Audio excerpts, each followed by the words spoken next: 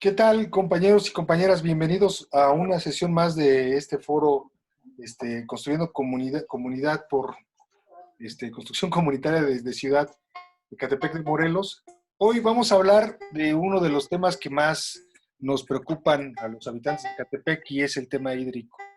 Para eso invitamos a Charlotte, que tuvo la amabilidad de prepararnos una presentación y pues estar dispuesta a poder platicar con nosotros este tema que ella me da la impresión que le atrae mucho y le gusta mucho, pues, que es el tema hídrico. Charlotte, bienvenida. ¿Por qué no te presentas y empezamos a platicar y pues a que nos compartas tu conocimiento, Charlotte? Gracias, bienvenida. Gracias, Said, gracias. Bueno, me presento rápidamente. Entonces, yo me llamo Charlotte Chombar, soy ingeniera ambiental desde una carrera de agronomía especializada en gestión de los recursos naturales y en gestión, en manejo integral del agua a nivel de cuencas. Y también tengo una maestría en ciencias políticas enfocada al desarrollo internacional.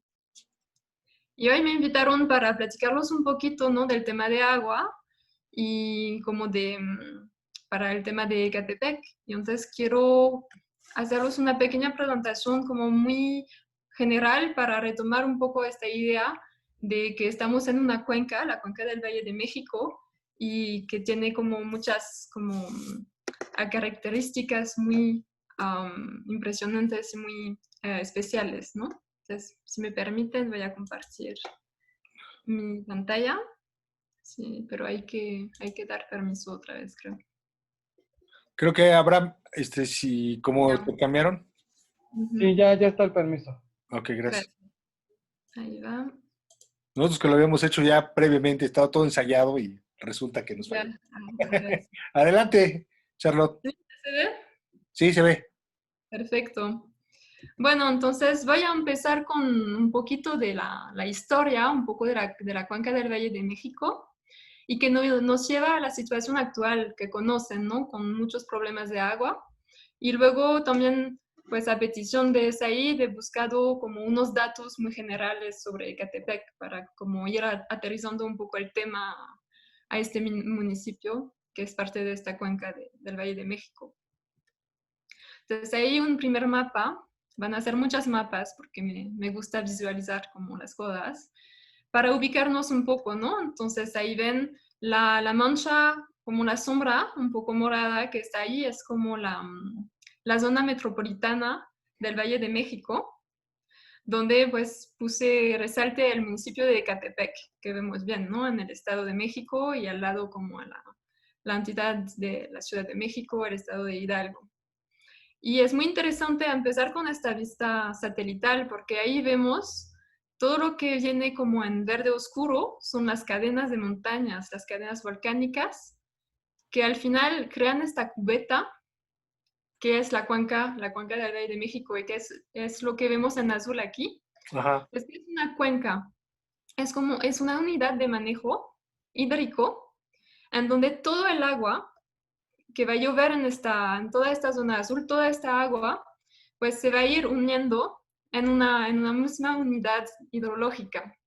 Y la cuenca del Valle de México tiene algo muy particular, es que generalmente una cuenca se genera alrededor de un río, pero aquí en esta cuenca es una cuenca cerrada, lo que quiere decir que el agua no tiene salida, entonces no hay un río que saca el agua hacia el mar. Es como una gran particularidad de esta cuenca y se ve bien ahí con todas las montañas, ¿no? que encerran esta mancha azul de la cuenca del Valle de México. Y Ecatepec está ahí al centro, ¿no?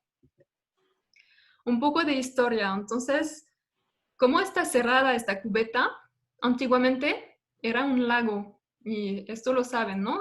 Esto es un mapa que ha hecho mucho después, pero que representa la situación un poco al mismo tiempo que era pues un poco antes de la colonización, en donde se iba construyendo. Lo que vemos ahí, vemos los lagos y vemos como una pequeña ciudad que va a ir creciendo con todas las vialidades que lo van como conectando a diferentes pueblos. Y esto era como México Tenochtitlán, ¿no? Del Imperio Azteca. Entonces ahí así era la situación y así se veía. Esto es una vista de un cerro, no precisa en dónde, pero yo sospecho que es por ahí un poco al norte, y como se veía justo después de la colonización, ¿no? Ya hay un ferrocarril y ya hay como un poco más de vialidades tipo ferrocarril, entonces podemos ubicar en el tiempo, pero todavía se veían los lagos y eso era el paisaje de esta cuenca, una cuenca que era lacustre, de un lago.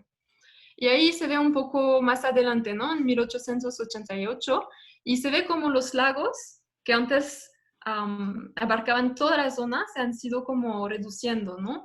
Y es muy interesante verlo en estas mapas antiguas. Se ve bien cómo se han reducido y se ha expandido como todo el tema de la urbanización y de la infraestructura, ¿no? Se ven muchas carreteras nuevas en toda la zona.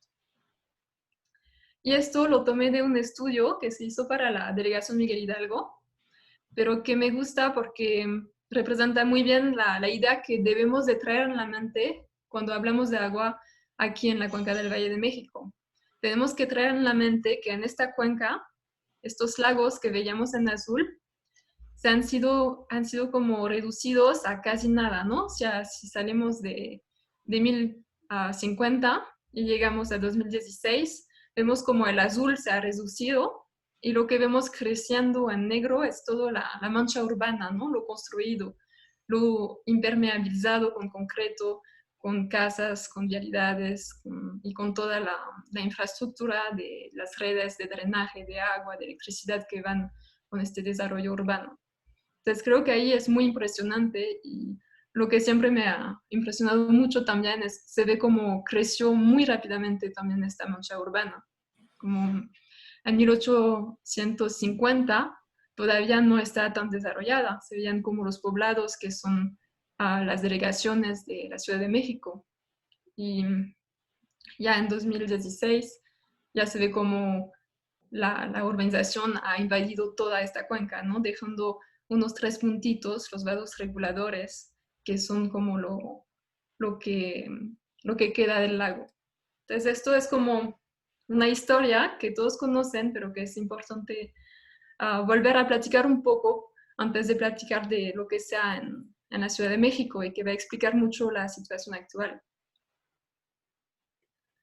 Regresando entonces a nuestra situación, a nuestra cuenca del Valle de México, con Ecatepec ahí en medio. Aquí les superpuse como una sombra de los lagos antiguos, entonces se ve que Ecatepec tiene una situación interesante porque tiene un pie en un cerro volcánico y tenía un pie en el lago también, entonces era como una zona que tenía todo, ¿no? La parte de cerro volcánico, de transición hacia el lago y una parte lacustre.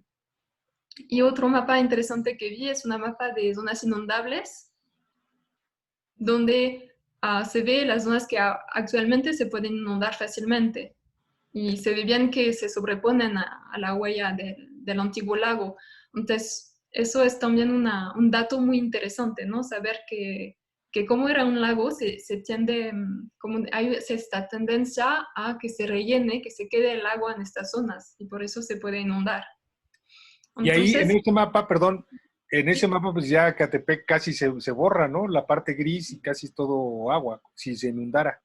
sí, sí, no, es muy fuerte y la otra parte es una parte de cerro volcánico, Sí, entonces es como una situación bien particular y muy interesante, pero que conlleva muchos problemas y retos. sí, claro. Ok. Ujú. ¿Y cómo se hace que no estamos en el agua allá? Pues es porque se ha ido construyendo lo que vemos ahí en rojo y naranjo, que son como canales y tubería profunda que tienen esta función de desalojar el agua. Es todo el sistema de desagüe de la ciudad. Vemos en azul los escurrimientos naturales. Entonces, cuando el agua se va por las cañadas, se va creando y siguiendo un camino, sí, nada más siguiendo el pendiente y la gravedad. Y todo, si lo ven bien, como en la cuenca, todo se va hacia la parte central. Por eso era un lago en esta parte. Y entonces lo que se hizo es como crear todo ese sistema de canales y la tubería profunda, que es una obra titanesca de verdad. Hay tubos ahí en los emisores que tienen creo que 8 metros de diámetro. No sé cómo lo pueden imaginar, es un edificio casi ahí subterráneo que va desalojando toda esta agua que normalmente se tendría que almacenar aquí. Y por eso tenemos como tierra firme, ¿no? Y bueno, un pequeño zoom. Entonces ahí se ve bien como Ecatepec tiene como una parte de cero con los escurrimientos naturales que bajan y luego se intuban en canales hacia el túnel emisor y van a salir hacia el norte, ahí hacia Hidalgo, ¿no? Hacia Atotonilco y Hidalgo. Y lo que vemos, la cosa redonda ahí, es el caracol, es un sistema de bombeo para permitir justamente bombear toda esta agua hacia afuera. Y con este sistema de desalojo se creó, como de esta cuenca naturalmente cerrada, pues se le creó una salida para permitir la urbanización. Y bueno, esto pues conllevó a que se rompió un poco un ciclo del agua para crearse un ciclo artificial. Entonces, del agua, si empezamos con la lluvia que se cae en los cerros y que normalmente se infiltra por parte y luego se almacena en la cuenca, finalmente ahí se desaloja. Entonces, se necesita aportar agua. Y las fuentes de agua del valle, la principal fuente fue el acuífero. Como ya quitábamos toda el agua superficial para poder construir, pues fuimos bombeando agua con pozos para extraerla del subsuelo y tener agua para las necesidades, ¿no?, del desarrollo. Y así se ha ido como bombeando este acuífero hasta que empecé a bajar el nivel, porque se explotó tanto que ya no había tanta agua y se iba bajando. Se utiliza más de lo que se va absorbiendo y infiltrando con la lluvia. Y por eso también luego se creó como un sistema de abasto, que es el sistema Cutzamala, que vemos aquí. Esto es un balance de la Ciudad de México, pero se puede como un poco alargar un poco a la zona metropolitana, ¿no? Entonces, donde hay un sistema de importación del Lerma Cutzamala, les voy a enseñar un mapa después para que vean de dónde viene, que aporta agua de otras cuencas. Y lo interesante es verlo como tuvimos esta cuenca natural cerrada con agua de la lluvia que se almacenaba. Quitamos esta agua con un desalojo, una salida artificial, y como ya nos quedamos sin suficiente agua, importamos de otra cuenca. Y es una importación que cuesta muchísimo porque tiene que subir a través de las montañas como más kilómetros y kilómetros de pendiente ahí hacia arriba, con sistemas de bombeos, con 7 o 8 presas para ir almacenando, bombeando, bombeando para llevar agua hasta la Ciudad de México desde las cuencas del Lerma y Cutzamala. Y bueno, ahí para no alargarme en esto, voy a entrar como en un análisis un poco más a nivel de Ecatepec. Nada más para decirles que lo que uso como cifras vienen del Registro Público de Derechos de Agua, que es son datos abiertos. Les puse la liga aquí por si quieren consultar. Es muy interesante, hay como todos los usos por la fuente de origen, de extracción, y también qué tipo de uso consultivo se dan, ¿no?, con esta agua. Entonces, primero, viendo un poco qué tenemos como disponibilidad a nivel de las aguas superficiales en la cuenca del Valle de México. Bueno, ahí vemos que la situación no es muy buena. Tenemos una disponibilidad de entre 0 y 50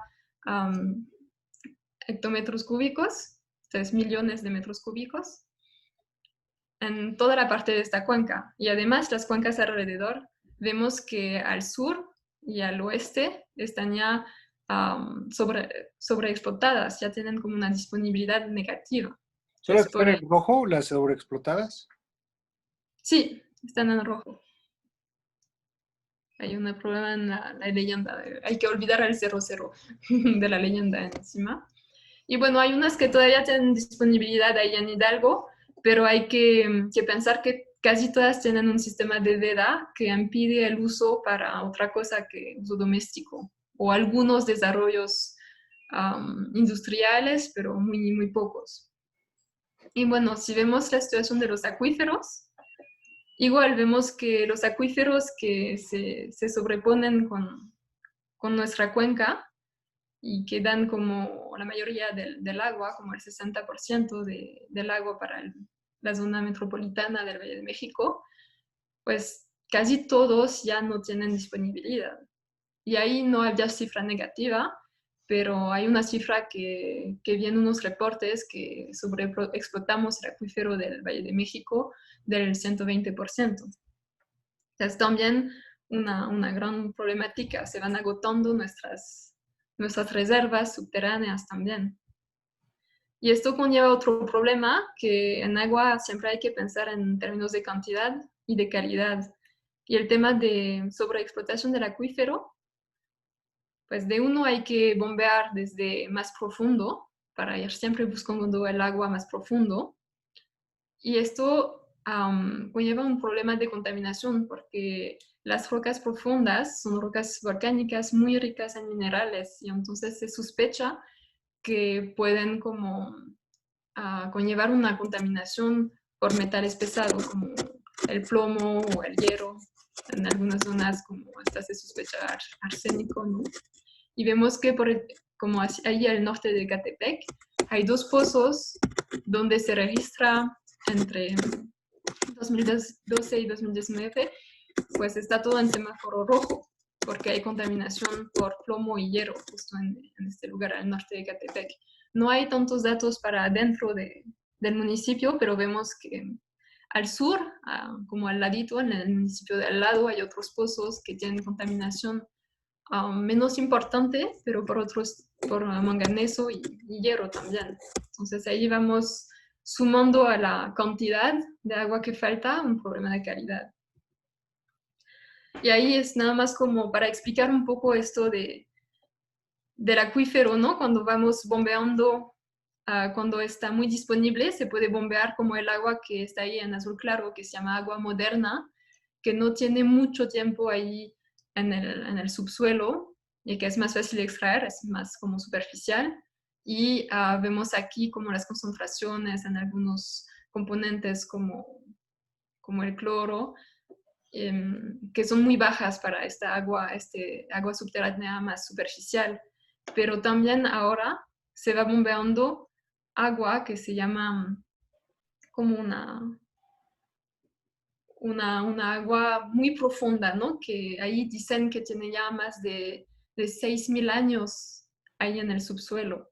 Y esta agua que viene de muy abajo, pues sí, lleva con ella como muchos minerales y esto puede ser un problema para la salud o necesita un tratamiento que también incrementa los costos de abasto.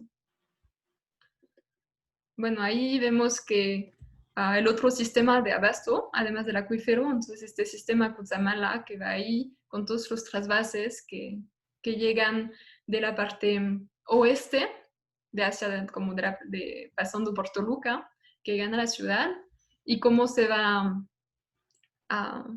llegando a la ciudad, ¿no? Toda esta agua. Y ahí, no sé, seguramente vieron como hubo problemas en los últimos años con la sequía, que no llovió suficiente, entonces todas las presas que están ahí en ese sistema de abasto, del sistema de Lerma Cutzamala, no se llenaron suficiente.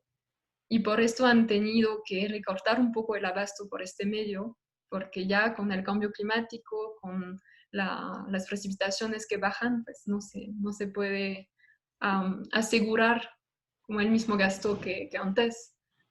Entonces vamos hacia una situación muy grave de escasez de agua para una ciudad que sigue creciendo. Y ahora unas cifras básicas del abasto para Ecatepec, entonces tomando desde la plataforma de la Conagua. Ecatepec tiene como un abasto público muy importante, entonces no es el abasto total, ¿no? Es el abasto que está destinado a un uso público, porque también hay un abasto para como usos industriales y otros usos agrícolas también que vamos a ver. Pero el abasto público está ahí entre 200 y 300 millones de metros cúbicos. Y vemos, es muy interesante, es uno de los municipios en donde más agua se abastece para el uso público, pero tiene que ver también con la población muy importante que tiene, ¿no? Y estos son las fuentes principales. Vemos que la parte de agua superficial es muy reducida, es la parte en azul claro, y bueno, se ha mantenido estable, ha bajado un poquito en los últimos 2 años. Al contrario, las fuentes subterráneas, que son unos 86 pozos, y creo que hay más ahora, como se inauguraron unos nuevos, creo. Bueno, esta parte en azul más oscuro es la parte de fuente subterránea, entonces la mayor parte del agua para Ecatepec viene de los pozos. Y esta parte ha ido incrementando desde 2017, y incrementando de manera significativa, ¿no? De 230 millones de metros cúbicos hasta 290 más o menos. Entonces, ahí me interesan sus comentarios de los que viven allá y que lo viven para saber qué fue, ¿no? ¿O aumentó tanto la población? ¿O cómo se explica esto? Y ahí son cómo se usa esta agua. Entonces vimos que el abastecimiento público, es la mayor parte en azul. Y también como hay unas franjas que son como el uso industrial, agrícola y para energía eléctrica. Y que ellos pues se han mantenido bastante regulares, ¿no? Desde 2014. Y que es más bien este uso público que ha sido como que ha ido incrementando mucho en los últimos años. ¿Público te refieres a como de hogar o público qué es? ¿Qué podemos? Ahí el problema es que no desglosan más. Entonces, en el público entra el uso doméstico, Ajá, pero yo creo que también debe de entrar como algún uso por servicios y comercios, ok. porque pues vamos a ver si es como, si sería nada más para uso doméstico en las casas, es como un uso muy importante, entonces sí abarca como otras cosas. Otras cosas. Oye, y yo creo que también un problema de la explotación de aguas profundas, así que aguas profundas, eh, implica un problema también de reacomodo de la tierra y hundimientos, ¿no? Que genera un Sí, problema urbano, digamos, en las calles, en las avenidas, en las casas. sí, completamente. Ahí como, la verdad, la Ciudad de México ahí es un caso de casi de escuela, ¿no? Que se ve en la escuela como lo terrible que puede pasar, porque, a ver, les voy a... Si tomamos esta como soporte para verlo, hay que imaginar que el suelo ahí, bueno, está todo plano, pero que al final se ha bombeado tanto el acuífero que ya su porosidad no está llenada por agua, y además con el peso de las construcciones encima, pues se ha ido como hundiendo, ¿no? Y se ve en muchos edificios ahí en el centro histórico que tienen como varios metros de desnivel entre... Sí. Y esto ha llevado a un problema muy grave, que es todo el sistema del cual hablamos, ¿no? Ahí de canales y todo, pues se diseñó en aquel tiempo para fluir por gravedad. Y con el hundimiento diferencial que hubo de la parte central, pues hubo como una inversión del pendiente. Ajá. Pues ya por eso se necesita bombear tanto para sacar el agua, porque hubo una inversión del pendiente por este fenómeno que mencionaste de hundimiento, que ha sido como a causa de la sobreexplotación del acuífero. Entonces ahí sí, tienes razón que se tiene que mencionar este problema también. Sí, y me imagino, perdón, que también esta tubería, pues está diseñada o fue creada en un momento dado, pues como para cierto nivel, y con el hundimiento, pues puede ser que se rompa, ¿no? Porque no se hunde de manera pareja, digamos, la tierra, entonces a lo mejor se hunde de un lado y del otro queda al nivel que estaba y pues ahí se va a romper y va a ser un desastre. Claro, se estima un 40% de fugas, o bueno, más bien dicho, de pérdidas estructurales en el sistema de abasto de la ciudad, justamente hay muchos factores, ¿no? Hay este hundimiento diferencial. Luego hay la sismicidad de la zona, porque se mueve la tierra, se mueve de verdad, ¿no? Ya desde que vivo aquí ya me tocó vivir unos 4 o 5 quizás episodios como sísmicos, leves, pero tienen repercusiones en la tubería también.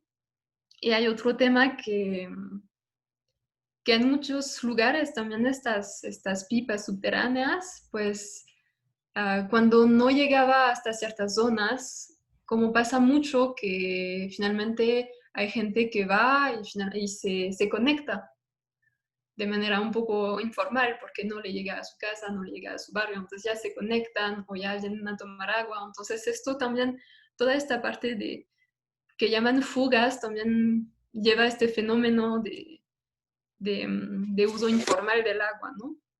Y que puede también dañar las tuberías, ¿no? Si no se hace de manera... Sí, um, me llamó la atención porque es algo muy característico del suelo en el municipio. Ujú, Distintos hundimientos, pues distintos niveles de hundimiento. Siempre ha sido como el sentido común el decir que porque como era un lago, que no sé qué rollo, que se desecó, todo este rollo que nos han ujú, platicado los padres, pues, de por qué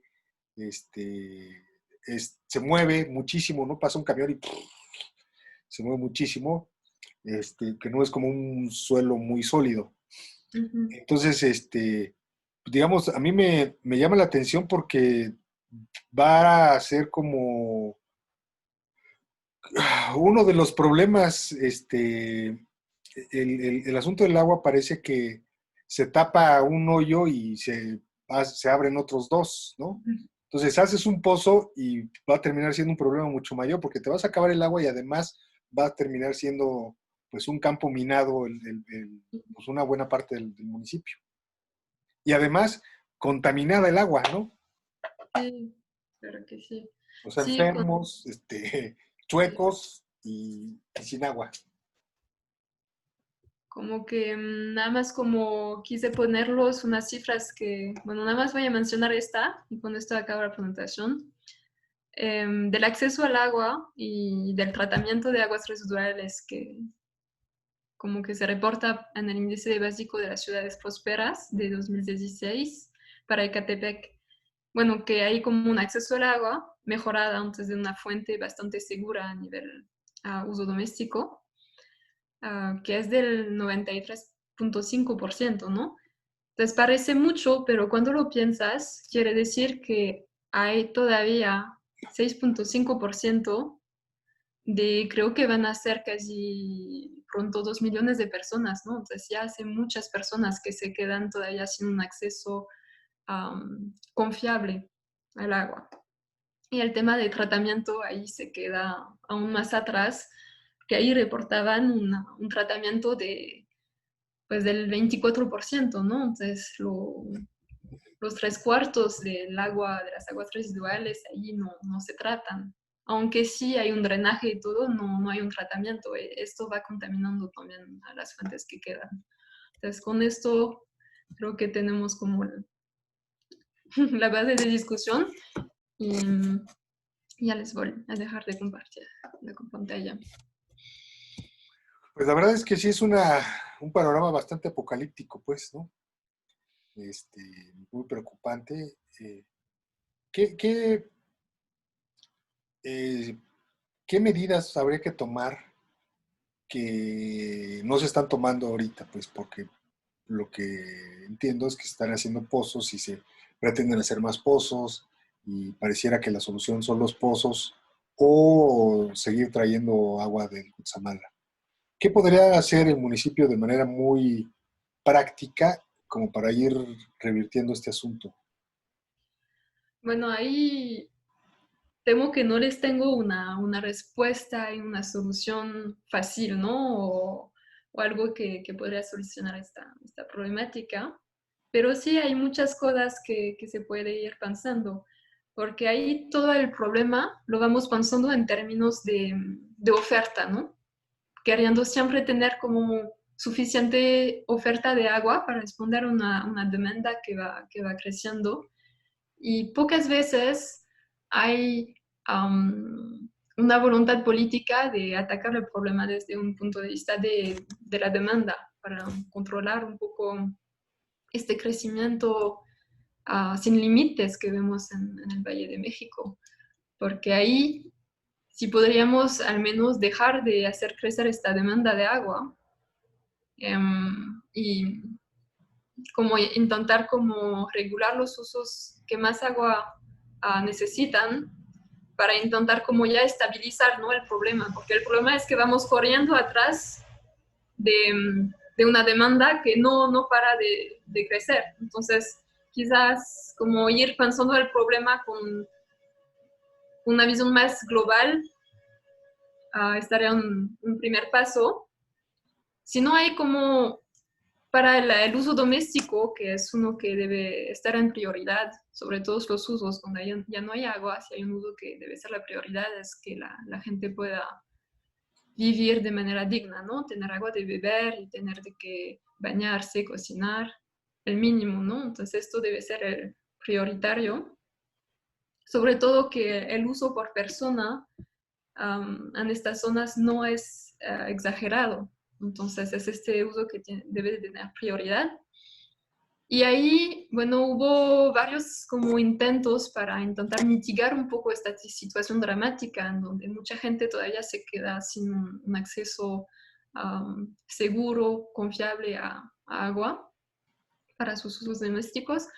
No sé, quiero mencionar, por ejemplo, la iniciativa de Isla Urbana, ¿no?, donde instalaron miles de sistemas de captación de agua pluvial. Entonces no es una solución perfecta porque lluvia solamente hay durante la mitad del año aquí por el clima que se da en la cuenca. Entonces es una solución que sirve la mitad del año, pero si ya quitas estos usos importantes de la mitad del año, pues vas dejando el sistema recuperarse un poquito, ¿no? Le das un poco de margen y a la gente también ya les cuesta menos, porque a la mitad del año ya no tienen que pagar pipas una vez que está instalado el sistema. Entonces ahí hay soluciones que hay que ir pensando en esto. Y también hay un gran problema que veo en el hecho que los canales de desalojo no son separativos. Es decir, que se mezcla el agua residual contaminada con el agua de lluvia que va cayendo en el suelo, que es una agua bastante limpia. Entonces ahí podríamos como intentar pensar un poco esta separación, ¿no? Porque el agua residual lleva heces, lleva grasa de cocina, es muy contaminada y muy difícil de recuperar. Se necesita un tratamiento costoso para el reuso. Pero el agua de lluvia, si se logra almacenar, con un poquito de filtración se podría reusar. Y es una pena que el agua de la lluvia y también de los ríos que existen, aunque ya muy pocos, porque los manantiales se fueron usando como fuente de agua, pero también los ríos se van entubando en los mismos drenes de las aguas residuales y con el agua de lluvia todo mezclado. Y esto va contaminando mucho más volumen de agua que se debería de contaminar con nuestros residuos. Entonces ahí también hay que pensar esta estrategia de separar desde el inicio estas aguas para poder como reusar un poco el agua de lluvia. Ok, No sé si... entonces son como soluciones, varias soluciones, pues, ¿no? Integrales, no es solamente una. Y por supuesto me queda claro que tiene que ser por ahí, ¿no? No hay una respuesta sencilla, sino varias No, estrategias que podrían comenzar a hacerse por esto.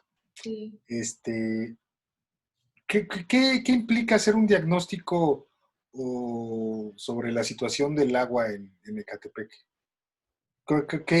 ¿Cómo se hace? ¿Cuánto tiempo se requiere? ¿Qué, qué se necesita, pues, para hacer un diagnóstico, para saber las necesidades reales que tiene el municipio o el Eh, potencial? un diagnóstico con qué objetivo para... Pues como para saber qué necesidades tenemos, qué es lo qué respuesta tenemos que dar al problema del agua. ¿Sí, sí me explico? O Sí, sea, para bueno, saber como qué tan vieron, enfermos estamos. ajá, sí, creo que hay una parte que es bastante como rápida, en donde ya existe, como ya muchos datos existen para la parte un poco macro, ¿no? A nivel de todo el municipio, cifras generales, un pequeño balance hídrico, ahí se puede hacer con las cifras que existen, ¿no? Del INEGI, de la Conagua.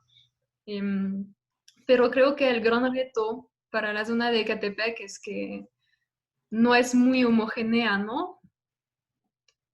Es como hay muchas zonas en la zona, o si no me equivoco.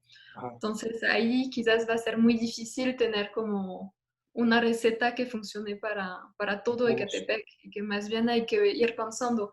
Ya de plano veo que habrá soluciones diferentes para las zonas que son en las faldas de los cerros, que van a tener un suelo volcánico muy poroso, mucho pendiente, y quizás las zonas de abajo que están más planas, que eran como en las zonas donde estaba el lago, y la zona de transición entre los dos. Entonces ya podemos ver que habrá quizás como que hacer diferentes estrategias y que abarcarán como estudios diferentes en cada zona, ¿no? Entonces ahí hay un gran trabajo, creo, de investigación de campo que se tendría que dar y también como de medición, ¿no? De ir como haciendo encuestas de cómo de verdad viven la gente, porque pues sabemos todos, ¿no? Que los datos que existen reflejan una parte de la realidad, pero, y tú lo sabes bien como sociólogo, que la otra parte de la realidad está ahí en la mente de la gente y hay que ir preguntando, ¿no? Ok. Abraham, ¿nos puedes ayudar con algunos comentarios de los compañeros, algunas dudas que tengan por ahí, por favor? Sí, Said, la compañera Adrix comenta en el chat, dice, los sistemas de captación pluvial, aunque paliativos, representan una oportunidad de trabajar en la restauración del ciclo de agua natural. Tardará, pero aún es posible todo. Todo es enfocarse en fortalecer la cultura de la conservación y producción del agua en la población joven.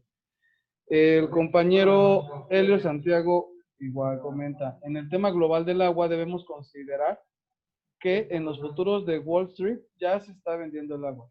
Yo creo que es la última llamada para cuidar el agua todos. Estos son los comentarios del chat.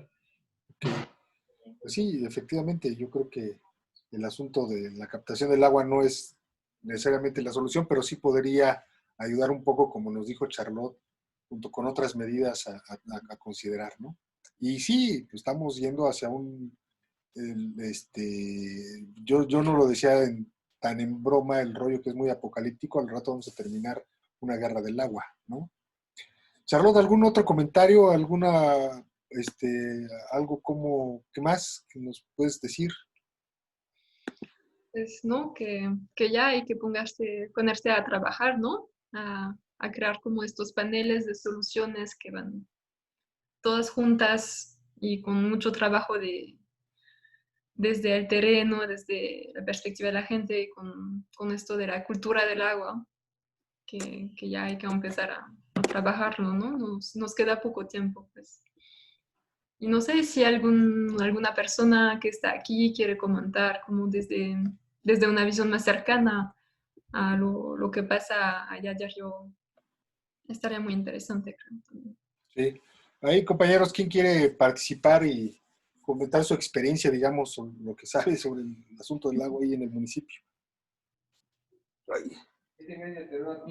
Hoy no vinieron los habladores, oye.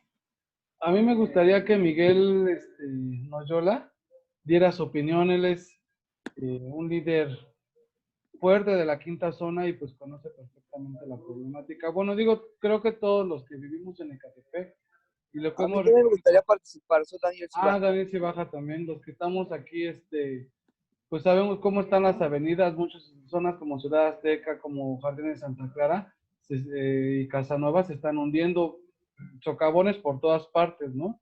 Y creo que es un tema que muchos sufrimos pero no está por demás siempre saber por qué, también para entender a las autoridades que a veces se les va de las manos tantísima problema de infraestructura pluvial.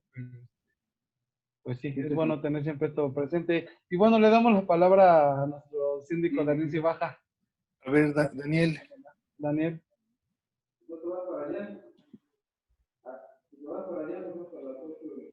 No te escuchamos. Muy buenas tardes a todos y a todos los vecinos que nos acompañan.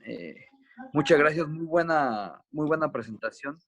Y mi pregunta sería, Clary, justo ahorita, más por lo último que enseñó de los pozos que están contaminados, está por discutirse dentro del Cabildo en los próximos días la idea de que, y me gustaría que nos diera su opinión, porque así como ella ahorita explicó no sé cómo decirlo, el mapa hídrico, me imagino que es la palabra correcta, se está buscando sacar todavía, extraer más agua de esta parte y generar plantas potabilizadoras.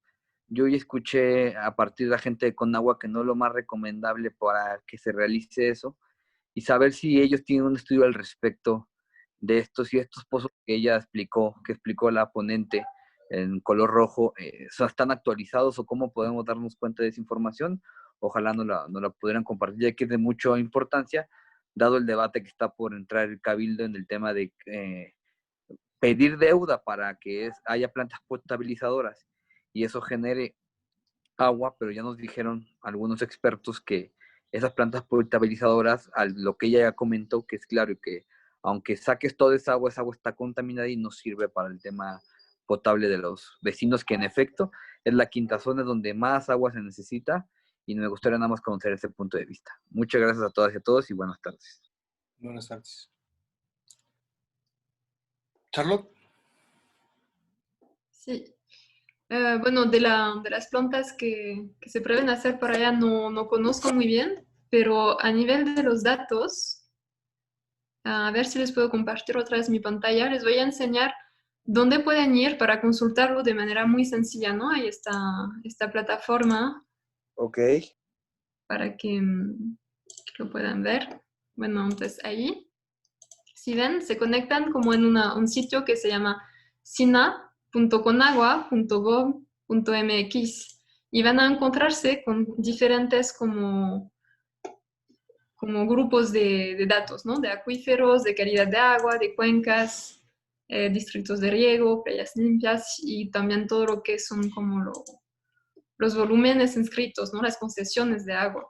Y ahí siempre tienen como tres opciones, una que es ver de forma gráfica, una que es ver como en reporte con las cifras generales y también como un sistema interactivo de mapas que abarca todo México, donde pueden ver como una línea de tiempo y donde pueden descargar estos mapas para usar como en sistemas de información geográfica. Aquí hay la leyenda, entonces aquí es como la disponibilidad en los acuíferos. Aquí ven como los diferentes mapas en este grupo de acuíferos que hay, entonces disponibilidad, condición, si hay intrusión salina, el ordenamiento, zonas de pago. Y aquí tienen como opción de ver como gráfica, por ejemplo. Entonces es una fuente de información básica muy interesante que les invito a todos como a ir como revisando cuando puedan. Y hay datos de 2019, de los más recientes son de 2019, entonces es bastante actualizado, yo creo. Sí. Entonces, Ok, muchas gracias. Y yo creo también, Daniel, si entendí bien lo que decía Charlotte, el problema es lo costoso que puede resultar el tratamiento de esta agua y lo que decíamos de los hundimientos, ¿no, Charlotte? Es decir, como para contestar la pregunta que hacía Daniel con respecto a los espacios para tratar el agua, creo que mencionabas que es muy, muy costoso, o sea, nos va a salir muy más caro sacar ese tipo de agua por las dos consecuencias, la contaminación y sí. los hundimientos. Ajá, aquí para el tema de los acuíferos, que son la principal fuente de agua para Ecatepec y mucha de la zona metropolitana, es importante recalcar que la primera solución, parece muy simple decirlo, pero es lo que no se hace, es cuidar las zonas de recarga de estos acuíferos. Y estas zonas de recargas son todas los pendientes, las faldas de las montañas, las zonas boscosas de la ciudad, y que en muchos lugares se van urbanizando más y más, y cuando se urbaniza se pone una capa de concreto que impide que el agua entre al suelo y al subsuelo y recargue el acuífero. Entonces quizás la primera cosa que se tendría que pensar a nivel del acuífero es primero resguardar estas zonas de recarga que permitan que todavía haya agua, y la recarga se da con tiempos muy largos. Entonces hay que empezar a cuidar estas zonas, a reforestar, a no urbanizar más estas zonas como prioridad para que se quede un poquito de recarga en el acuífero. Una vez que se mantiene esta recarga mínima, que todavía se puede dar como en esta cuenca, en la zona del acuífero, ya podemos pensar, ¿no?, en que quizás extraer menos sería otra parte del problema. ¿Y esto es una solución a mediano plazo o a corto plazo? El mantener las zonas de recarga sin urbanizar, Charlotte. Esto a lo mejor es a medio plazo, pero más probablemente a muy largo plazo, porque no hay muchos estudios de cuánto se tarda el agua en fluir, pero como les mencionaba, estamos extrayendo agua que se ha sido como haciendo unos tests para saber qué tanto tiempo tienen allá, y tienen más de 6.000 años ahí en el acuífero. Entonces les dejo imaginar, ¿no? Para ir a rellenar estas capas profundas del acuífero se puede tardar mucho. Bueno, las capas más superficiales va a ir más rápido, pero sí, para darlos como una idea de los tiempos geológicos que pueden como sostener este proceso de recarga, pero es importante ya hacerlo, porque algo es seguro, es que a muy corto plazo, si no se cuidan estas zonas, a muy corto plazo ya no habrá agua. Ok, Ok, muchas gracias. gracias, Daniel. ¿Alguien más quiere participar? Azucena.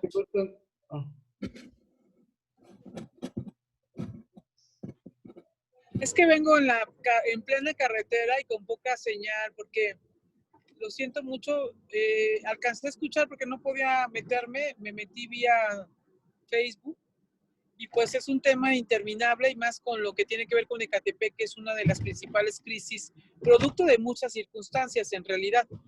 Entonces yo espero que pudiéramos seguir conociendo a fondo todas estas conocimientos que a veces nosotros ignoramos, y también pues explorar muchas alternativas, porque Ecatepec, de toda la zona metropolitana, es el que más problemática presenta en temas de agua, de explotación de los mantos acuíferos, zona también lacustre, donde están asentamientos que están generando muchas problemáticas ya de hundimientos, socavones, y que ponen en riesgo a millones de personas. Entonces yo creo que tenemos una bomba de tiempo ahí, y que se requiere mucha inversión pública, se requiere sobre todo voluntad, pero este ejercicio de conocimiento de personas que nos puedan aportar, nos ayuda mucho ahorita para entender el fenómeno, para que podamos finalmente proyectar hacia el futuro soluciones claras, viables, alternas, y no todo es sácalo del subsuelo, saca el agua, ¿no? O sea, todos los gobiernos lo ven como única visión de, pues hay que sacarlo, y si no se puede ya 400, vamos a 600, e insisten en la explotación de los mantos acuíferos, pero no se exploran otras posibilidades, y yo creo que estamos llegando al límite, y lo vivimos en Ecatepec. Hay 243 comunidades sin agua un solo día. Muchas de ellas, la gran mayoría, si tienen agua, la tienen por tandeo, y es un mínimo el porcentaje que pueden tener agua, o pueden decir que tienen agua todos los días. Entonces, pues es un gran ejercicio, y te agradezco mucho, y sobre todo también a los vecinos que se toman un rato. Hoy esta herramienta nos permite que andemos desde donde andemos, podemos también conectarnos para escuchar todos estos conocimientos y estas reflexiones. Saludos a todos. Gracias. Gracias, Azucena. Bueno, Charlotte, te agradecemos mucho. No sé si quieras cerrar con algún comentario final esta plática. La verdad que ha sido muy ilustrativa. Hay cosas que sorprenden, espantan y que nos alertan para que podamos empezar a trabajar de manera conjunta, los ciudadanos, las autoridades, los representantes, pues soluciones, pues, ¿no? Y los expertos como tú y Gustavo nos puedan ayudar a pensar cómo poder tener una vida más digna, que es lo que decías, ¿no? Que yo creo que es lo esencial de este conocimiento, que la gente pueda tener, que podamos tener todos una vida mucho mejor, una vida mucho más digna. Charlotte. Pues nada más, muchas gracias por también su tiempo, por escucharme, por interesarse en este tema muy, muy vital. Y bueno, espero que tendremos como chance de hablar más a fondo del problema y cambiar desde el conocimiento de la ciudadanía, ¿no? Porque es otra parte que no llamamos como experta, pero al final sí es muy valioso este conocimiento. Hay que sumarle a todo lo dicho aquí. Y sí, pues ánimo a buscar soluciones, todavía estamos a tiempo. Ok, pues compañeros, ¿hay por ahí algún comentario, Abraham? ¿Lo dejamos ahí o qué hacemos? Pues lo mencionamos, ¿Sí? Luz María Salazar. En la zona del Valle de Aragón, tercera sección, tenemos muchos años sin agua. En las casas, las pipas venden 1000 litros por 150 pesos. Tapace no tiene ninguna respuesta. Adrix comenta también, la guerra del agua empezó cuando los ambientalistas predijeron que el cambio climático afectaría los ciclos naturales y acabaría con el hábitat de los animales.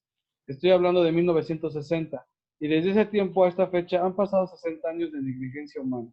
Los seres humanos estamos en el preámbulo de una grave crisis de desabasto que implica ya las naciones cualquier acción de rescate es tardía. Sin embargo, postergar las políticas de sustentabilidad no es opción. Son todos los comentarios que nos dan los compañeros y pues ya. Por ahí hay uno de Río de Luz.